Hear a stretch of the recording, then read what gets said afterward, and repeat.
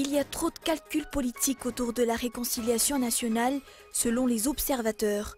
La politique politicienne des dirigeants et des participants ne favorise pas la bonne marche du processus. 142 millions d'ariars, c'est la somme déboursée par la délégation du président Iradhon Armapian en Indonésie. Le vol a généré une perte de 564 millions d'ariars à la compagnie Air Madagascar. Et toujours en Indonésie, l'espoir s'amenuise pour Serge Atlaoui. Le Français condamné à mort pour trafic de drogue a été rejeté par la Cour suprême de Jakarta. Paris continue d'espérer un geste de clémence.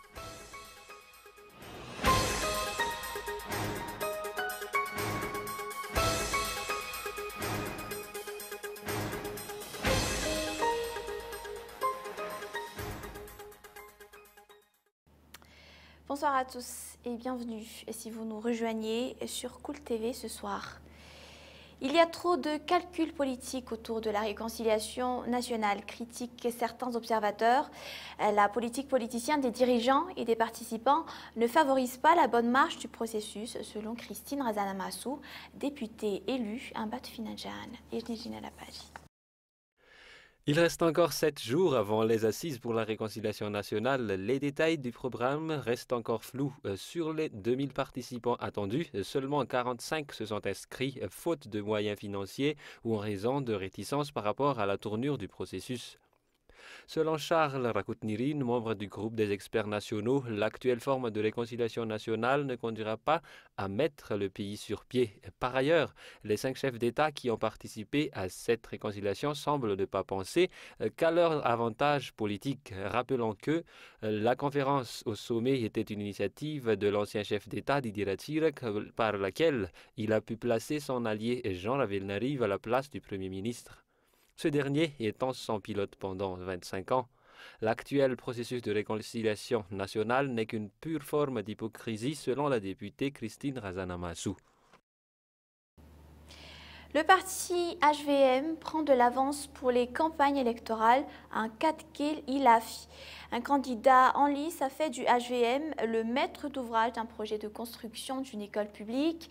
Il a mis son nom et le HVM sur le panneau de style réglementaire. Bien que ces irrégularités soient perpétrées au vu et au su de tous, aucune réaction n'a fait jour. La CENI, de son côté, semble être dépassée par la situation. Reportage. Non loin de la capitale, dans la commune d'Akatkeli-Laf, le parti HVM tient le rôle de société maître d'ouvrage d'une construction d'une école primaire publique. Le parti présidentiel finance les travaux au nom de Ravel Nanous, candidat présenté par le HVM dans la commune. Le projet consiste à réhabiliter l'EPP. Le ministère de l'Éducation nationale n'est pas concerné par les travaux d'après cet affichage. Ce panneau indique que les travaux dureront 120 jours. Le candidat en lice au communal a ainsi perpétré au vu et aux yeux de tous une tromperie caractérisée. La CENIT n'a pas émis de réaction jusqu'à maintenant, alors que les habitants d'Akatkeli-Laf ont témoigné que le panneau d'affichage a été érigé sur place depuis quelques semaines. Le président du parti HVM laissera-t-il passer inaperçu cette pratique? Des mesures seront-ils prises à l'encontre du candidat présenté sous la bannière du HVM? Ces questions devraient interpeller jusqu'en haut lieu. Mais en attendant, les candidats HVM se comportent comme bon leur semble. L'affaire est suivie de très près. 142 millions d'ariars, c'est la somme déboursée par la délégation du président Iradhon Armapian en Indonésie. Le vol a généré une perte de 564 millions d'ariars à la compagnie Air Madagascar. Les débats des observateurs politiques tournent autour de l'ordre des priorités et des dépenses publiques pour le régime actuel. Michel Aranardon. Le vol reliant Ivat et Guangzhou a fait office d'avion présidentiel. Prévu atterrir à Bangkok, l'avion a été détourné de son trajet normal. Elle a fait une brève escale en Indonésie. 37 membres de la délégation présidentielle se trouvaient à son bord lors de ce trajet improvisé. Ce changement de programme à la dernière minute a modifié les horaires de vol. 188 passagers attendaient vainement l'arrivée de leur avion à l'aéroport de Bangkok. La modification des itinéraires a généré une perte de 564 millions d'ariars à la compagnie Air Madagascar. Mis à part ces pertes, les dépenses de la délégation présidentielle pendant leur séjour en Indonésie est colossale. En plus du coût de l'hébergement s'élevant à $490 par nuitée pour la suite présidentielle et de $150 par nuitée chacun pour les 37 membres de la délégation, les billets d'avion ont coûté 3 millions d'ariars chacun, soit un montant total de 142 millions d'ariars. Certains points suscitent la curiosité des observateurs politiques. En quoi le sommet de Bandung est-il d'une haute importance? Les réunions sont prévues se tenir aujourd'hui et demain. Pourquoi le séjour de la délégation présidentielle en Indonésie est prévu durer 6 jours? Ce voyage et les dépenses sont-ils vraiment de première importance? 11 sur les 37 membres de la délégation sont prévus participer à la réunion. 6 d'entre eux sont des politiciens proches du président Razonarmapian et les 5 autres des opérateurs économiques. 9 sont des journalistes locaux. Les rôles des 17 autres membres de la délégation, par contre, ne sont pas précisés. Le financement de l'achat du nouvel ATR de la compagnie Air Madagascar reste un mystère. Des rumeurs courent que l'ancien président Marc Ravalomanana a financé l'achat. Les proches de l'ancien chef de l'État n'ont nié ni confirmé d'ailleurs cette rumeur ce jour. Mélanger la politique et l'économie ne font pas bon ménage, affirme un économiste. Reportage. Inscrit dans la loi de finances 2015, le budget du ministère des Transports pour cette année est de 3,192 milliards d'ariars. Le prix d'un nouvel ATR 72-600 sur le marché international est de 69,9 milliards. Il est difficile de ne pas se poser de questions. D'où vient alors l'argent qui a permis l'achat du nouvel ATR? À titre de rappel, le directeur général de la compagnie Air Madagascar s'est refusé à donner une quelconque explication sur ce sujet lors de l'arrivée de l'avion le 22 mars. Actuellement, des rumeurs courent que l'ancien chef d'État Marc Ravalomanana a financé l'achat de ce nouvel appareil. Les proches de l'ancien chef d'État n'ont voulu commenter cela. Jusqu'ici, d'après l'économiste Razaf Njalambrud, mélanger la politique avec l'économie engendre que des problèmes pour le développement économique du pays. En bref, tout reste un mystère, le financement de cet avion, le financement des élections communales, le prix des bois de ressaisie à l'étranger et bien d'autres encore. Pays candidat, tel est le statut actuel de Madagascar en termes de transparence en matière d'extraction minière. Jusqu'ici, l'on constate des anomalies au niveau des paiements effectués auprès de l'État par les compagnies extractives ainsi que dans la gestion des permis miniers et des titres pétroliers. Pour rappel, l'exploitation minière ne contribue qu'à 0,53% du produit intérieur brut par an, contre une estimation de 10%. 5. La présidente internationale de l'EITA, ou Initiative pour la transparence des industries extractives, Claire Short, est en visite à Madagascar pour évaluer le secteur minier de la Grande Île. Cette visite contribuera comme soutien à la mise en œuvre de la transparence dans le secteur de l'industrie extractive à Madagascar, en suivant les normes internationales de l'EITA. Dans l'actualité également, les postes du secteur informatique et du secteur commercial sont les plus sollicités par les jeunes d'aujourd'hui. Vient ensuite les postes qui ne requièrent pas de diplôme. Et puis voilà, nombreux parmi les offres d'emploi n'exigent plus d'expérience actuellement. La motivation et le dynamisme deviennent les premiers critères. 1000 emplois seront disponibles pendant les 2 journées dédiées à la formation et à l'emploi. Tous les postulants ont donc intérêt à déposer leur CV au Palais des Sports jusqu'à demain. Olive Inchignal. Près de 69,5% de la population malgache sont des jeunes selon l'INSTAT, c'est-à-dire plus de 15 millions sur 22 millions d'habitants. En 2014, le BIT, ou Bureau international du travail, a affirmé qu'entre 400 000 et 500 000 étudiants arrivent chaque année sur le marché du travail alors que rien n'est prévu pour eux. Cela condamne au chômage 4 millions de jeunes tous les ans. À part les intéressés des secteurs informatiques et commerciaux, 65% des sans-emploi à Madagascar cherchent des travails sans diplôme, d'où la forte demande pour les métiers de gardiennage ou de gens de maison. Actuellement, beaucoup d'offres d'emploi n'exigent plus de diplôme, dynamisme et motivation sont mises en avant.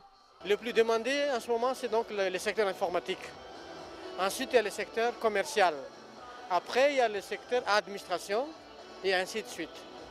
Donc ça, c'est le secteur le plus demandé. Donc nous conseillons à tous les demandeurs d'emploi de venir au Palais des Sports Mamasne durant ces 2 journées, le 21 et le 22, venir avec des CV et des photos d'identité.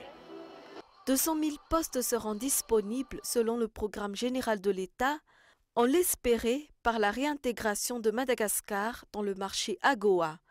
Pourtant, aucune offre d'emploi n'a été publiée par des sociétés franches. Ont-elles opté pour l'augmentation des volumes horaires? Ce non-respect des lois et des durées de travail reste encore un sujet à débattre. Et nous passons aux actualités internationales. L'espoir s'amenuise pour Serge Atlaoui, incarcéré depuis 10 ans dans ce pays d'Asie du Sud-Est. Serge Atlaoui a été arrêté en 2005 dans un laboratoire clandestin de production d'ecstasy près de Jakarta et condamné en 2007 à la peine capitale. Cet artisan soudeur s'est toujours défendu d'être un trafiquant de drogue, affirmant qu'il n'avait fait qu'installer des machines industrielles dans ce qu'il pensait être une usine d'acrylique. France 24. La famille de Serge Atlaoui appelle la France et toute l'Union européenne à l'aide. D'après les dernières déclarations de la justice indonésienne, le sort du Français serait scellé. Il pourrait être exécuté dans les semaines qui viennent. Une déclaration qui semble avoir été faite par un juge. Je dis bien qui semble avoir été faite par un juge. La Cour suprême n'a rendu aucune décision officielle. L'ambassade n'est pas informée.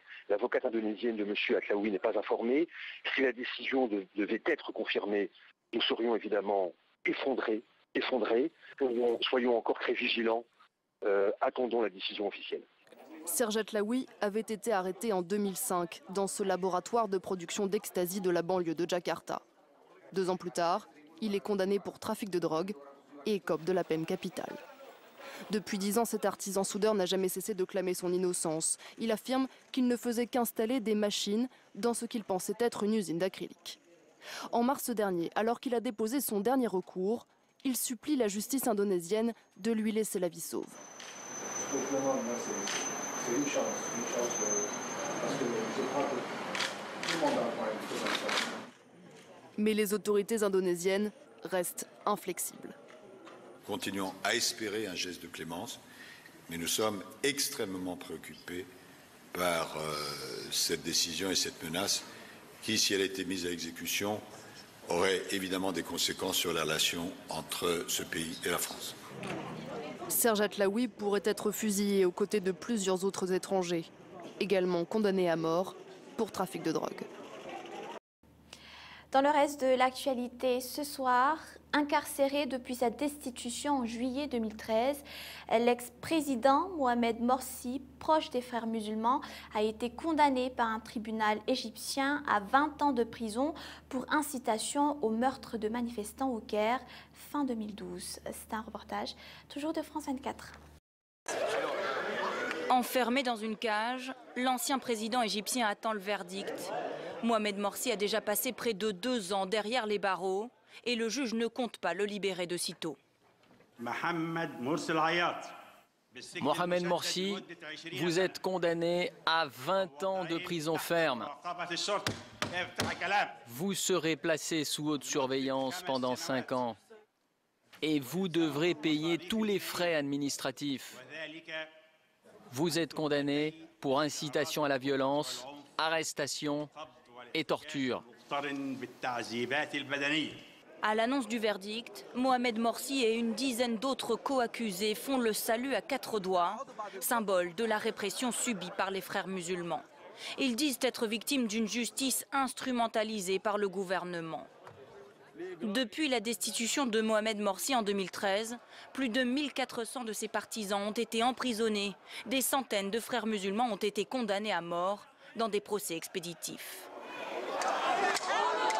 Mohamed Morsi est accusé d'avoir ordonné la dispersion violente d'une manifestation d'opposants pendant qu'il était encore au pouvoir. À l'époque, les islamistes venaient de rédiger une nouvelle constitution pour élargir les pouvoirs de Mohamed Morsi, le premier président à avoir été élu démocratiquement. Lui dit ne pas être responsable des violences qui ont suivi. Son avocat prévoit de faire appel. Mais Mohamed Morsi doit encore être jugé dans 4 autres affaires. Il est poursuivi pour espionnage, évasion de prison et conspiration terroriste. Et voilà, c'est le moment du rappel des grands points de ce journal. Il y a trop de calculs politiques autour de la réconciliation nationale, critiquent certains observateurs. La politique politicienne des dirigeants et des participants ne favorise pas la bonne marche du processus, selon Christine Razanamassou. 142 millions d'ariars, c'est la somme déboursée par la délégation du président Erazonar Mapian en Indonésie. Le vol a généré une perte de 564 millions d'ariars à la compagnie Air Madagascar. Et enfin, le financement de l'achat du nouvel ATR de la compagnie Air Madagascar reste un mystère.